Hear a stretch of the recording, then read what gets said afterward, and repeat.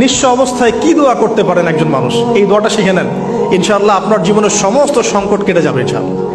আমি নিজেও এই দোয়াটা বেশি বেশি করার চেষ্টা করি। দোয়াটা হচ্ছে, মুসা আলাইহিস সালাম একটা গাছের নিচে হেলান দিয়ে বসলেন, বসে দেখলেন দুইজন মেয়ে দাঁড়িয়ে আছে দূরে, পানি নিতে পারছে না, লোকজন পানি নিয়ে যাচ্ছে, ওরা দাঁড়িয়ে আছে বেচারি। মুসা আলাইহিস সালাম গিয়ে বললেন, কি সমস্যা আপনাদের? এটা নিয়ে আপনারা আবার মেয়েদের সাথে কথা বলার চেষ্টা করেন, ঠিক আছে? তো মাহারাম গায়রা মাহারাম মেনে চলে। তারা বললেন যে আমাদের বাবা অনেক বৃদ্ধ মানুষ, আমরা পানি নিতে পারি না যতক্ষণ না আমাদের কম পানি নিয়ে চলে যায়। মুসা আলাইহিস সালাম একটু বললাম না, ফিজিক্যালি খুব স্ট্রং ছিলেন, থাকে না বডি বিল্ডার, সামনে গিয়ে কথা বলে সরো পানি নিতে দাও, তখন মানুষ একটু মূল্যায়ন করে না। তো মুসা আলাইহিস সালাম এভাবে পানি নিয়ে দিলেন এবং বাছুরদেরকে পানি পান করালেন, করিয়ে গাছের নিচে এসে বসে আছেন।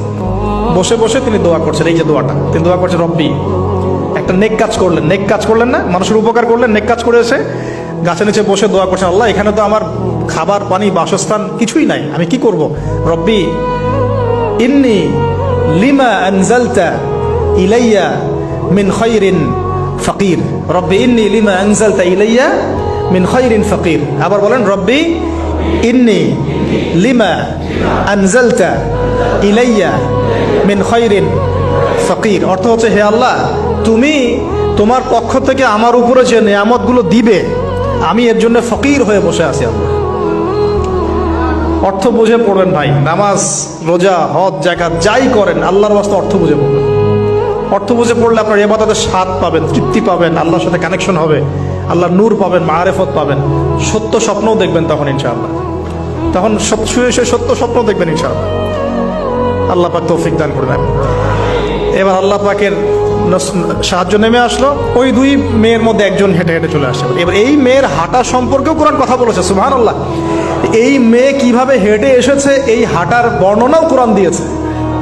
কোরআন বলেছে এই মেয়ে হেঁটে আসছে লাজুক পায়ে। এখন আপনি এই পুরো ওয়ার্ল্ডের মেয়েদের হাঁটা দেখেন, লজ্জা আছে?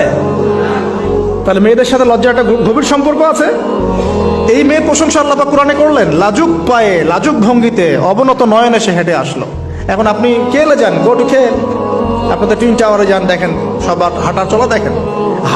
হায়া লজ্জার কোনো বালাই আছে এখানে?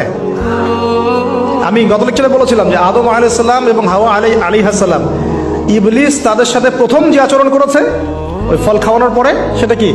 তাদের গা থেকে পোশাক খুলে পড়ে গেছে, মানে নগ্ন করে দিয়েছে আমাদের পিতামাতাকে, মহাবিশ্ব নগ্ন করে দিয়েছে কে? ইবলিস। তো এখন এই পৃথিবীতে আমরা যারা নগ্নতার চর্চা করছি, তার কার এজেন্ট আমরা বুঝতে বাকি আছে? আমার কথা কি বুঝতে পারছেন কিনা? এই কানেকশন মেলানোর চেষ্টা করেন, ডটসগুলো মেলানোর চেষ্টা করেন।